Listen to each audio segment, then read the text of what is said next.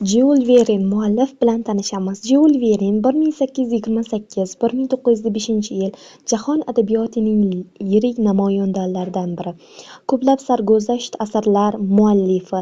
Hisob-kitoblarga qaraganda, Jules Verne asarlari dunyo tillariga eng ko'p tarjima qilingan adiblardan biridir.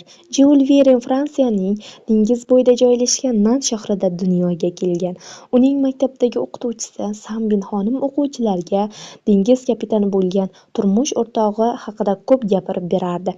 Ustozining hikoyalari kichik Julesda sayohat va sarguzashtlarga qiziqish uyg'otdi. U hatto 11 yoshida otasiga bildirmay kemaga yordamchi bo'lib ishga kirmoqchi bo'ldi.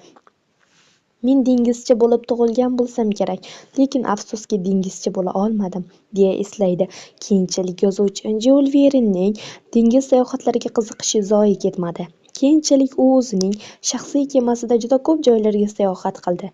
Bu sayohatlardan olgan taassurotlari adibning sarguzashtlariga boy ko'plab asarlarda o'z aksini topgan. Uning asarlarida geografiya, tabiatshunoslik, astronomiya va boshqa fanlarga oid qiziqarli faktlarni uchratishimiz mumkin. Keng qamrovli bilimga ega Jules Verne haqida o'sha davrda bir odam bunchalik ko'p bilimga ega bo'lishi mumkin emas. Uning asarlari katta jamoa yozsa kerak degan fikrlar ham bo'lgan edi.